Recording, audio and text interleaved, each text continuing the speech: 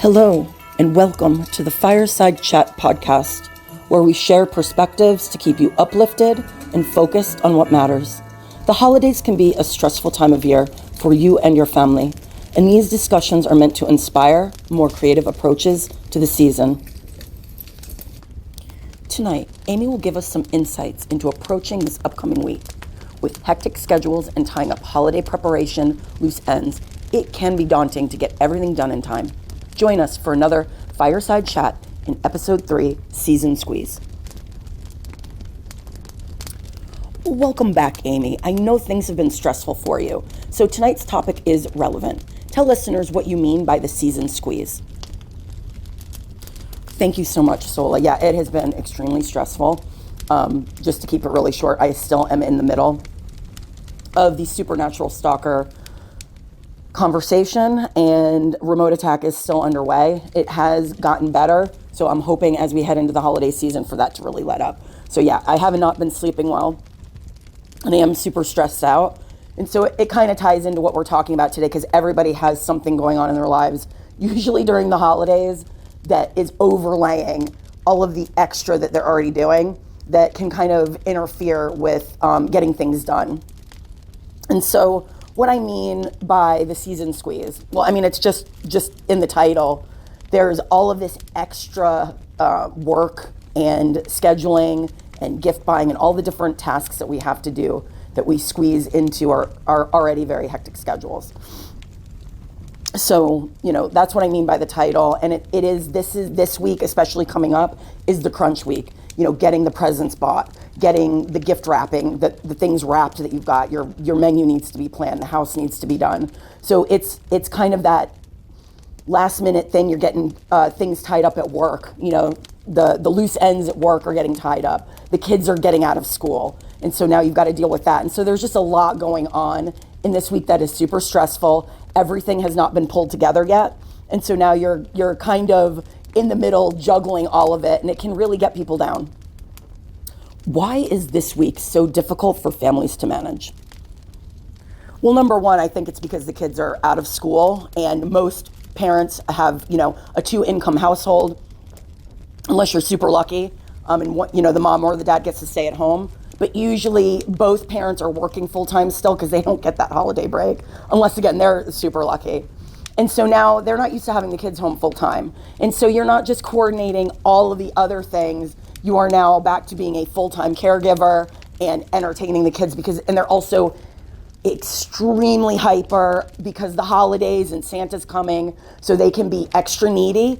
And so I think that's the biggest one, is that families just aren't, the parents are used to, dropping the kids off at school and not getting them usually until the end of the day, and only having a few hours to manage, getting homework done and all of that. So I think that's one of the biggest ones. And then I think the other one is the stress that comes with, families coming in from out of town, or you're going out of town. So there's that added pressure of family dynamics, meaning not just your immediate family, but your extended family. And you're having to manage those expectations. It's not even just about the gift buying, especially this year with everything that's going on in the United States. There's just a lot of chaos and stress, and there's been a lot of fighting going on, and the feuding that's been going on. And so there's just that added layer of tension.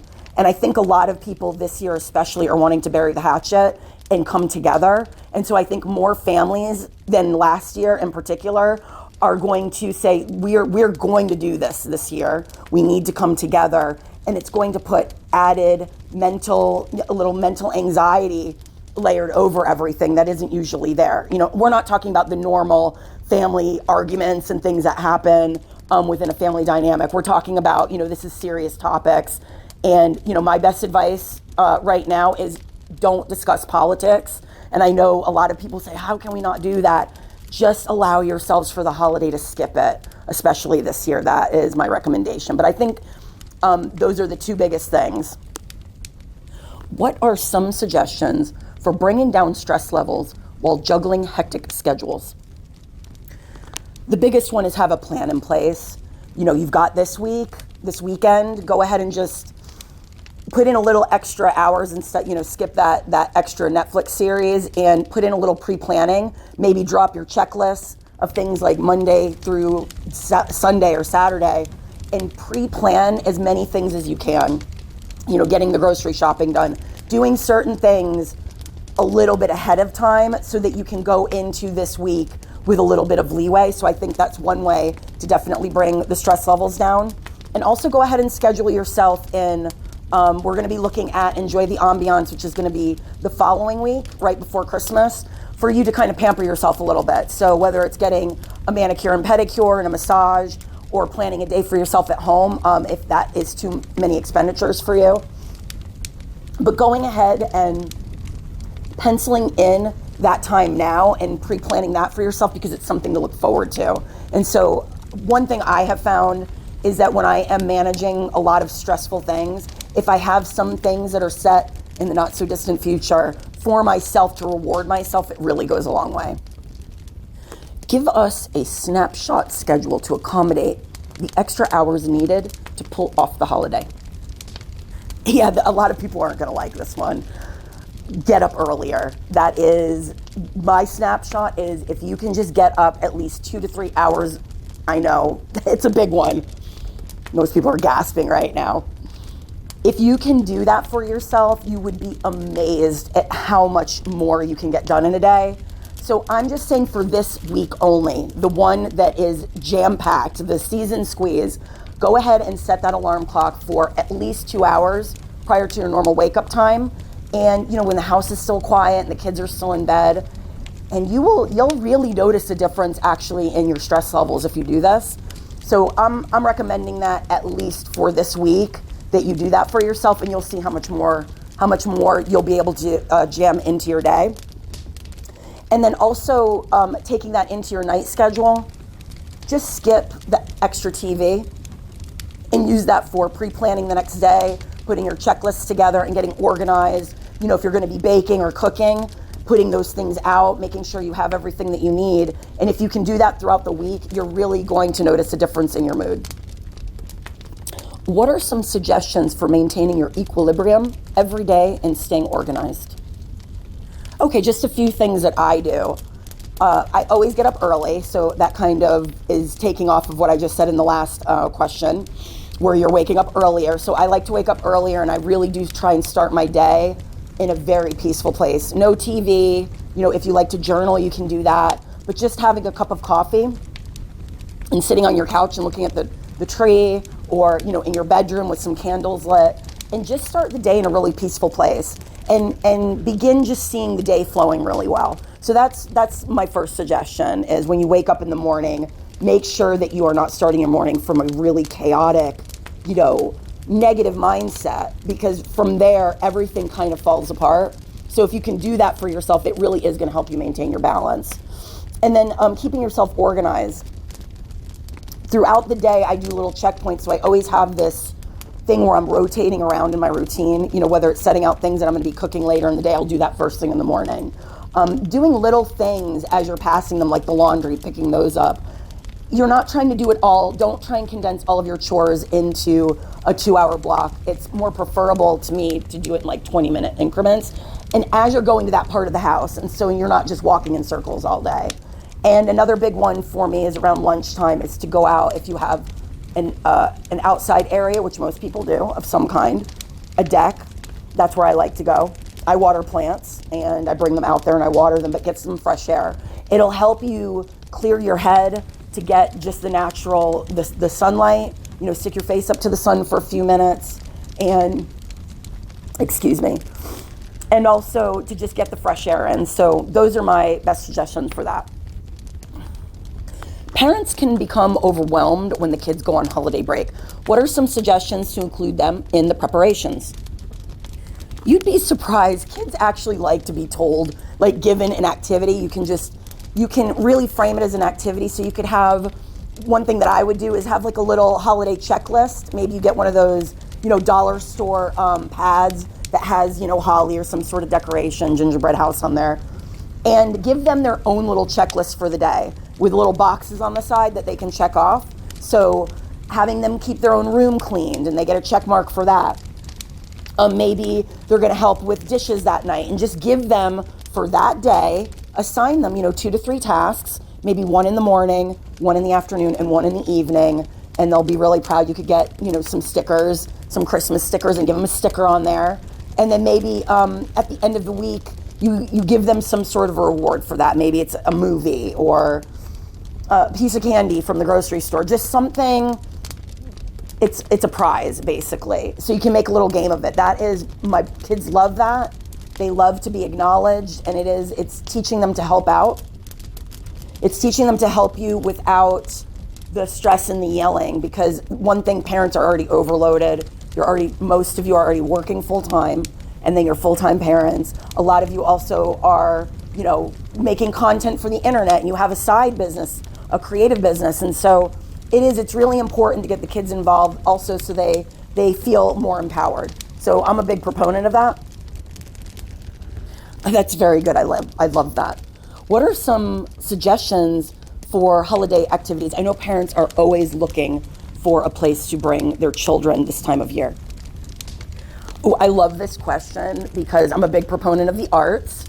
So here in Atlanta, we have the puppet museum, the Children's Puppet Museum, I think it's called.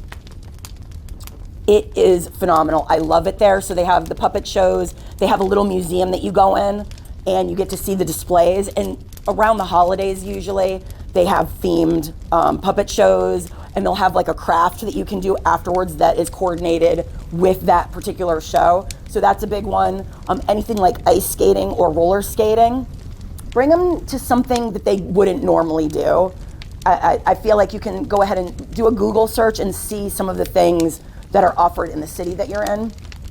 But I love anything that has to do with art. And so a museum, the Children's Museum is a fun one, so puppet shows, and of course Christmas movies is another one. Anxiety caused by stress is a mood killer. What's a perspective our listeners can work with that will allow them to let go of mental gymnastics and enjoy the process of each of these tasks? So yes, I know anxiety is a massive mood killer. I have struggled with anxiety for quite some time. It really peaked during the pandemic, as it did for many people. And so it's one of those things that if you do not manage it properly and you don't catch it quick enough, you go from it's mildly uncomfortable to you can't breathe and you cannot function. So I feel like it's really important, especially with everything going on this particular week, to kind of go into it already knowing that your anxiety levels are going to be probably higher than usual. And once you know that, you can go ahead and come up with a perspective for yourself. You can do this in your pre-planning, maybe at night when I was telling you to sit down and come up with a checklist. Another thing you can do is, if you're struggling with anxiety, identify, is it because you're going to be meeting with the family? Find out the specifics behind it first, and then come up with a perspective that is going to make you feel better about it and kind of reverse it. Such as, you asked, what's a perspective our listeners can work with that will allow them to let go of mental gymnastics? So for me, when you have a checklist that gets too long, you just start focusing on, this checklist is too long, I'm not gonna get it all done, and I hate the way that I'm feeling. And your brain now, instead of focusing on, I have the money to get the groceries, maybe it's gonna drain my account, but I still have the money, and all of the fun things are upcoming, you're focusing on this one detail, even though you know it's gonna be there. So logically speaking, nothing has really changed about from one year to the other, that these things need to be done. It's always going to be a long list. Why am I focusing on that so much? I already know that is going to be a fact, and I'm allowing it to really distort my enjoyment of what I'm doing. And so one thing that I do is, when I go to spend money, whether it's on gas, groceries, we can all get caught up into the price of things, and oh my God, and you're only focused on that. You resent every penny that you're spending. You have got to say to yourself, I am so happy I have the money to spend on this, to feed myself. It's a completely different outlook. It makes you, it's not like you're excited to be spending money. It's that you're grateful that you have the money to get the things that you need. And so when you're looking at any of your specifics, just look at, how can I soften the wording around this So you're not trying to say, I love spending money on groceries. That is way too far outside where you're at, which is, I don't have enough money for all these groceries.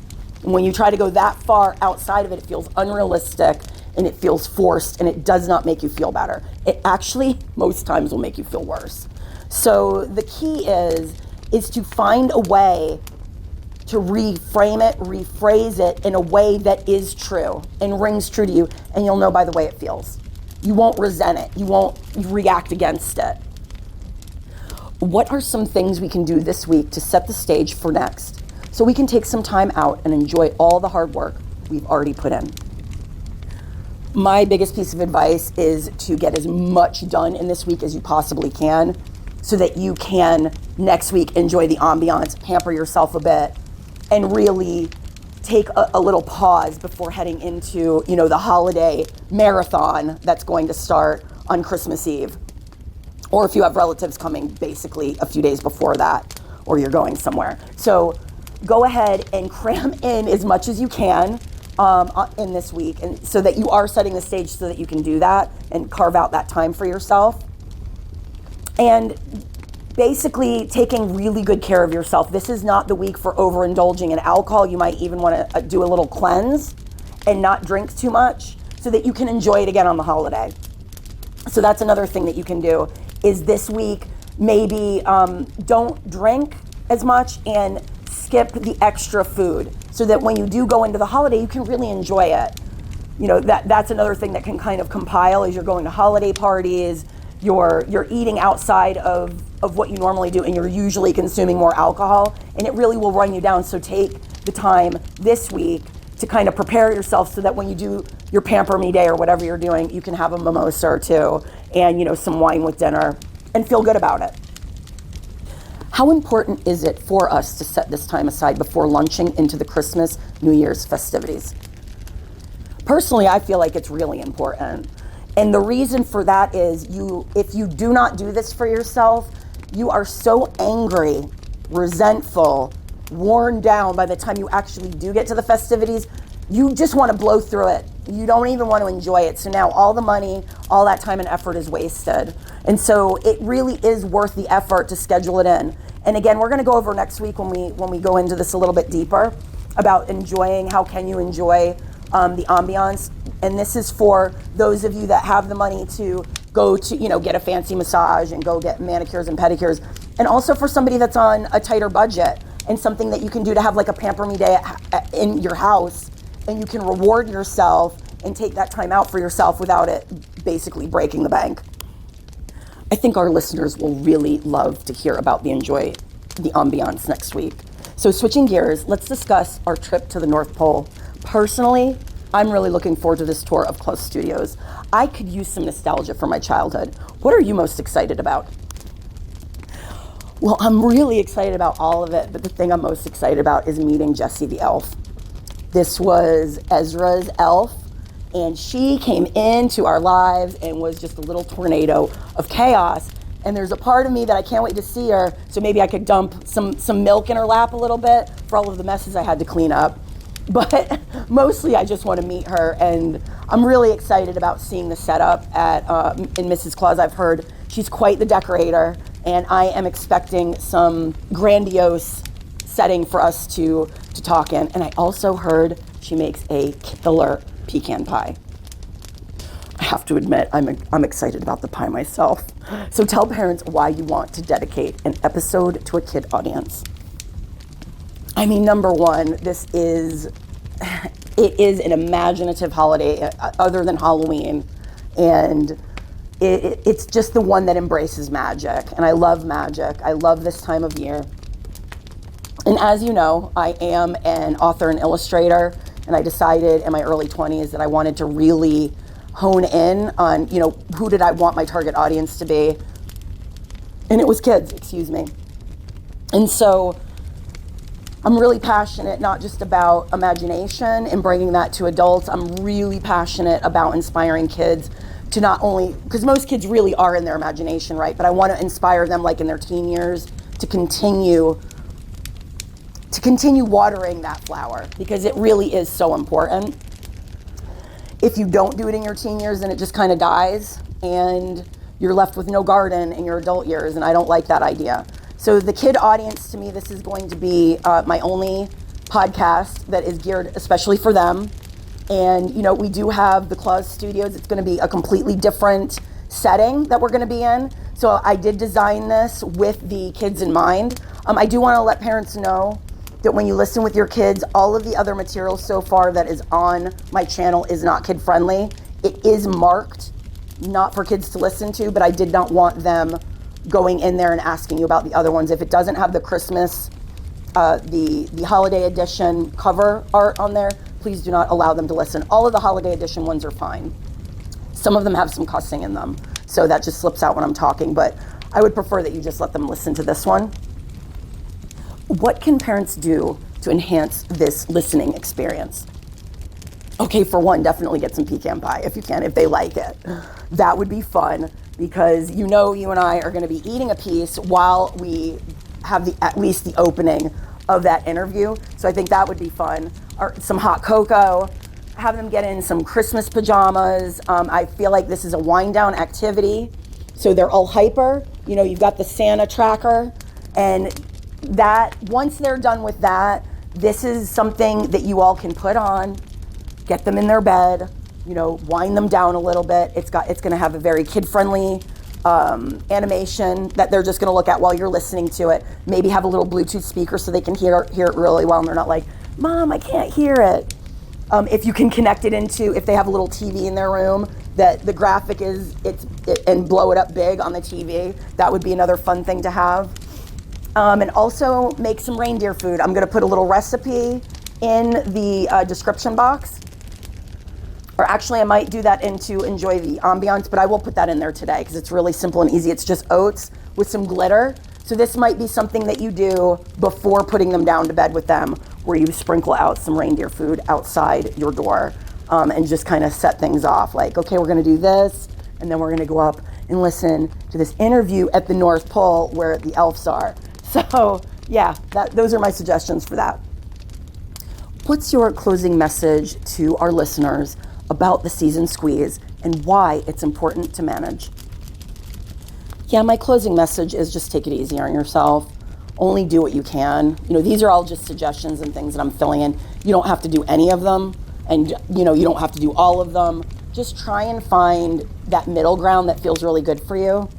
And that's across the board with taking on the cooking, the present buying, the gift wrapping. This year especially, I would say go on the lighter side of all of it so that you can manage your stress levels, because the stress is already very high. So you want to take that into account. And definitely this year, schedule in, instead of overdoing externally for others, really take some time for yourself so that you can enjoy the holiday, because I feel like you're going to carry this forward in years to come. And you're going to see how much more fun you have. You know, because I think that's one thing that's missing for a lot of adults this time of year, is that they're doing so much that the magic just gets stripped away. And I have applied this on many years, and how much more I actually enjoyed the holiday. It returned that kind of childlike wonder. And the more you embrace that, your kids are going to notice it. They're going to have more fun, and they're actually going to pick up on your energy and be calmer and have a better experience themselves. So it's a gift to yourself, but it's also a gift to your entire family. This concludes tonight's episode with an invitation to parents to join us at 8 p.m. on Christmas Eve with the kids after our tour of Claus Studios. This will be a fun wind-down activity as you prepare the kids for bed and a visit from Santa. You can find information about this on Facebook and Instagram. Please find those in the description box beneath this video.